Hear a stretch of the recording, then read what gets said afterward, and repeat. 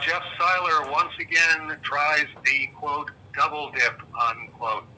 I think this is actually a triple dip at this point because I'm still answering his Hugh Newton question from January. I only get a couple of paragraphs on this month's question. Well, it was a little longer than a couple of paragraphs, but yes, it was much easier. Well, then, here's question number 2. I was going to save this to next month, but okay, Dave. So last night I said to my cat out loud, because, you know, when you live with a cat, that's what you do. Cat, you get free food and fresh water every day, a relatively fresh litter box every week, free rent, a warm place to live, a soft place to sleep, high perches, more toys than you can count, and free rein of the apartment. And he's got free rein, R-E-I-N, and then I think knowing where I'm going with this, R-E-I-G-N in parentheses of the apartment. Yet, why do you feel compelled to bite and scratch me several times daily? So, Dave, does that question to my cat remind you of anything in particular? As an analogy, I mean. And yes, it's a softball question. You're welcome. But really, a year and change into this social contract with my cat. I adopted him. I'm responsible. I can't wait, emphasis, for him to grow up. Again, a familiar analogy? Yeah. I mean, if we really, really want to get into this, I think when you have a feral creature as a companion, the only thing that you can be viewed as is a useful idiot. Basically, if you do everything for them, which you do, I mean, you just listed chapter and verse, all of the things that you do for your pet. The pet is not that far away from the natural world. It's a feral creature that has been made somewhat less feral. So all they can do is really look at it as, I'm the one in charge here. I mean, he feeds me. I don't feed him. He buys me toys. I don't buy him toys. It's the same thing with dogs and cats. They eventually have like little twinges of feral guilt, I think, and that's when they go out and hunt a mouse or something, or as Rich L talks about, killing a possum for the third time, where it's I really feel like I should do something to pull my weight around here, and then it's like you don't even eat the mouse that they bring you, so it's like, okay, fine, you're beyond a useful idiot. You're completely my helpless slave, and consequently, if I feel like biting you or I feel like scratching you, I'm going to test that out to see, okay, does he stop feeding me? If he doesn't stop feeding me, then it's like, this is beyond a useful idiot. It's like, you're my bitch. You asked, so I'm not going to sugarcoat it for you, but that's what I see when I look at that is, if that's what you do, that's really all that you can expect. It's like, it'd probably be a much better idea if every once in a while you just smack the cat in the face, like not enough to break a tooth or anything, just enough to assert. Just want to make sure you understand who's in charge here. And the cat would, I think, probably pick up on that. Either that or cut your throat in the middle of the night when you're asleep, because it's like, he might hit me again, so I better kill him.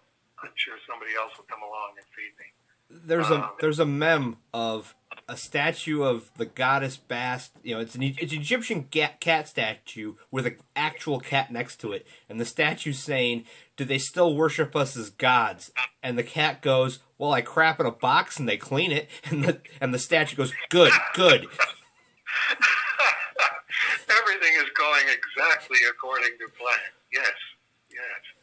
So, well, it's the same thing like with kids. It's like you must know that Janice and Natasha think of you as a useful idiot, and you have to really work at making sure that they understand that you're in charge, even though they know that they can wrap you around their little finger. My uncle was staying with his sister, my aunt, and she had a little boy, and my cousin was just being a jerk. And one day they were out on the back deck, and he did something to my uncle. My uncle picked him up and dangled him over the deck, and it's only a one-story drop, but he dangled him by his shirt and held his face close to my cousin's face and said, "I'm your uncle, not your parent. I don't have to like you." And picked him up, put him back on the deck, and my cousin understood that Uncle Marty isn't mom and dad. Right, right. There's useful idiots, and then there's the people who go, wrong category. Don't try and do that. And we're losing that, because now it's like all of the husbands and fathers are not only their wife's useful idiot, but their kid's useful idiot, and the mother runs interference. And if you try doing something like that, they'll call the child welfare authorities, and those people have no sense of humor about this, because they know any one of these things can hit the headlines. And it's like, well, okay. I'm very philosophical about it because A, I don't have a pet, and B, I don't have kids. But I don't think you're going to be very happy where that takes you. And by the time it gets you there, it'll be too late to change course. That's the problem with all of this stuff. Is like if you undermine authority where you don't want to undermine authority, you don't get at the crux, at the crucial point where the rubber hits the road to go, maybe I should have done this differently like 15 years ago. It's like, yeah, unquestionably, but you were the one that went, no, the patriarchy is wrong about everything. Men are wrong about everything. Fathers are wrong about everything. Grandfathers are wrong about everything. Brothers are wrong about everything. We have to have all of the rules established and reinforced by women. And it's like, this whole thing is completely out of control. Well, okay, like I say, that's 15 years later. That's too late to do it. So that was Jeff's question. Moving on to the great hero of Cerebus, Twitter. Yes, freely admit I made that up, you say.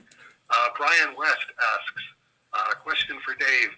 As an artist who believes in and strives towards absolute creative freedom, what are the challenges you see today for artists who attempt to create and thrive in an increasingly conformist and corporate culture, both in the comics field and society as a whole? I'm so far removed from that. I mean, a guy in his 60s who has never owned a cell phone is very, very difficult for me to address the question in its own frame of reference. But just from what I understand of what's going on, I think probably the most important thing relative to creative freedom and the challenges that artists and writers are facing, I would say finding a balance point of staying away from social media while using the internet to make money. I think social media has got to be so poisonous at this point that that's really the intention of social media, is to make everyone so self-conscious about you don't want to offend anyone because there's a daily scapegoat who is being ripped to shreds before your very eyes. So if you're looking at that on a 24/7 basis, and it becomes one of the the key elements of your. I like the COVID-19 term, doom scrolling. If you're scrolling through your Twitter feed, which is feeding you back, here's all of the things that you're interested in, and consequently, here they all are in 140 characters at a time or 280 characters at a time. It's going to really inhibit the creative side of you, the part that goes, here's what I have to say, here's what I have to contribute that nobody else has to contribute. Social media is flypaper. In life, it's always a good idea to understand which things in the context of your life are flypaper that you don't want to get stuck to, and which things aren't flypaper. Go for stuff that isn't flypaper and stay away from stuff that is flypaper, and try and understand it in those terms. Don't wait until you're buzzing helplessly, glued to the flypaper to go, maybe this flypaper was a bad idea. Maybe I shouldn't have joined Twitter. Maybe I shouldn't be participating on Twitter. Avoid becoming a propagandist. There are writers and artists who create works that are resonant, works that inspire people, works that people look at and go, I've always known that, but I've never had it expressed that clearly before, and that's really valuable. Works that you go back and revisit because of that, because here's something that I read when I was 20, and now I just reread it when I was 40, and it's not only telling me stuff that guided me getting here, but it's telling me new stuff that I wouldn't have gotten when I was in my 20s and 30s. If you try to make people happy and not offend anyone, and make sure that you're making the approved people immaculate, perfect people, all of your black characters have to be immaculate and perfect. All of your gay characters have to be immaculate and perfect. All of your female characters have to be immaculate and perfect. Nobody's going to be reading your work in 20 or 30 years, because it'll be like reading Russian propaganda or Nazi propaganda, or reading Chinese Communist Party propaganda in this day and age. If this book, if this poet, if this filmmaker is approved and lionized by the Chinese Communist Party, it's almost a guarantee that he's no good at what he's doing. He's just a propagandist. He's capable of fitting into that niche in 2021 and keeping everybody on side who is pushing the buttons and is deciding what people are allowed to see and what they aren't allowed to see.